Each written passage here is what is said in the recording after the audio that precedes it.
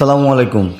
আমরা পাহাড়ি রাস্তা ধরে এখন চলে যাচ্ছি সেই বিখ্যাত জায়গা দেখতে, সিলেটের শ্রীমঙ্গলে, যেটা অবস্থিত হামহাম ঝর্ণা দেখতে। তো আপনারা আমাদের সাথে থাকুন, আপনারাও দেখতে পারবেন। আসসালামু আলাইকুম,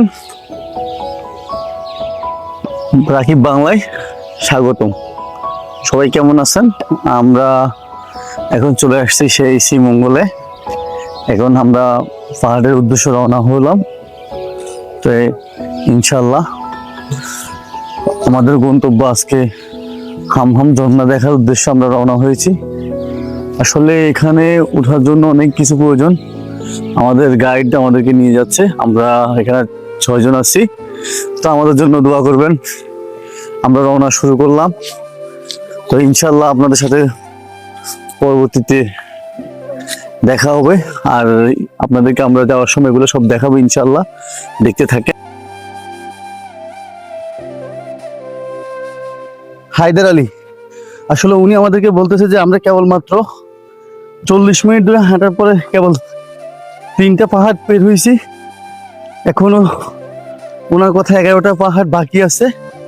সামনের দিকে ওই 11টা পাহাড় আমাদেরকে পাড়ি দিতে হবে আমাদের গন্তব্যে পৌঁছাইতে হলে। তো শুধু এতটুকু কষ্ট আপনাদের জন্য, অন্য কিছু না। তো আমার মানব বন্ধু হাঁপিয়ে গেছে অলরেডি। হ্যাঁ, আলহামদুলিল্লাহ, অবশেষে আর একটা পাহাড় আছে। আমরা মোটামুটি 13টা পাহাড় পার হয়েছি, আর একটা পাহাড়ে উঠতেছি। 1 ঘন্টা 15 মিনিটের মতো হাঁটা শেষ। এই একটা পাহাড়, এটা পার হয়ে গেলে আমাদের গন্তব্যে পৌঁছাই যাবে ইনশাল্লাহ। আমাদের সাথে থাকুন, দেখাচ্ছি আপনাদেরকে ইনশাল্লাহ। তো মারুফ, আসলে কি বলবা এই বিষয়টা নিয়ে? আসলে আমরা প্রায় 14টা পাহাড় উঠছি। এই মুহূর্তে ক্লান্তি কিরকম শরীরে, এটা দেখতে পাচ্ছেন, বলে বোঝানোর মতো না। আসলে আমরা তো রেগুলার ট্রেকিং করি না, 2-4-5 বছর পর একবার করি। এখন এই মুহূর্তে আমাদের অবস্থা আসলে খুবই বেগতিক। তবে কিছুটা শান্তির ব্যাপার এটাই যে আমরা সর্বশেষ পাহাড়ে আছি। এখন নামা লাগবে আমাদেরকে। আমরা ঝর্ণা আছে, এখানে আমরা গোসল করব, তারপর নেমে যাব। তো ইলিয়াস, কি অবস্থা? আনোয়ার কাকা বলেন।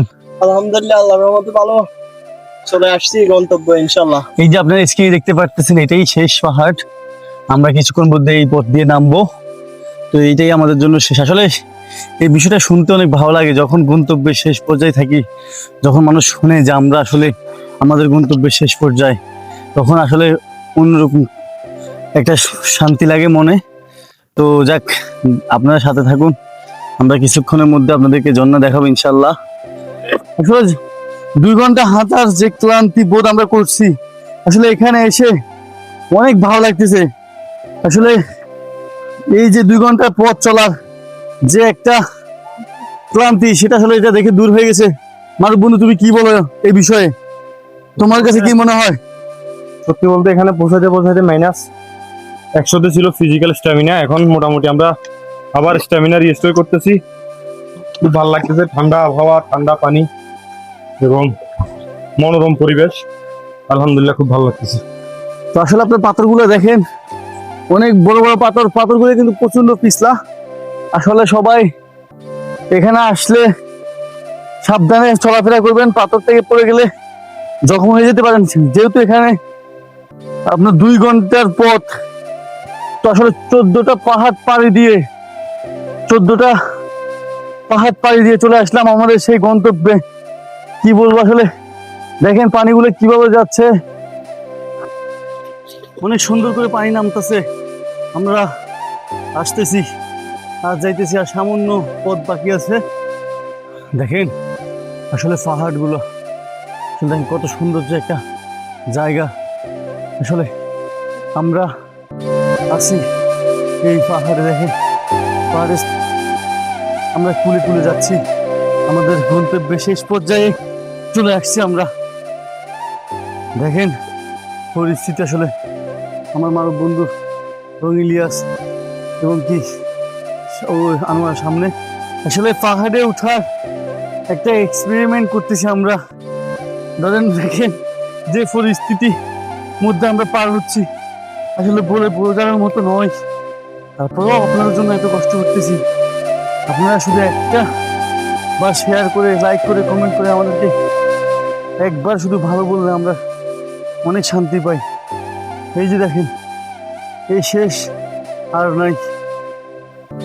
দেখেন আমরা এখন পানিতে আছি, আসলে যথেষ্ট পরিমাণ ভালো লাগতেছে। গন্তব্যে এসে আলহামদুলিল্লাহ যথেষ্ট খুশি হয়েছি। তবে আমরা আসলে 4 জন আসছি, যথেষ্ট ক্লান্ত হওয়ার পরেও এখনো আপনাদের সাথে কথা বলতেছি, ভিডিও করতেছি শুধু আপনাদের জন্যই। তো আমাদের মারুফ বন্ধু এখন দেখেন ভাবতেছে। তো আলহামদুলিল্লাহ অবশেষে আমরা এখান থেকে চলে যাচ্ছি। তো সবাই আমাদের জন্য দোয়া করবেন যেন আমরা আবার সেই গন্তব্যে পৌঁছে যেতে পারি।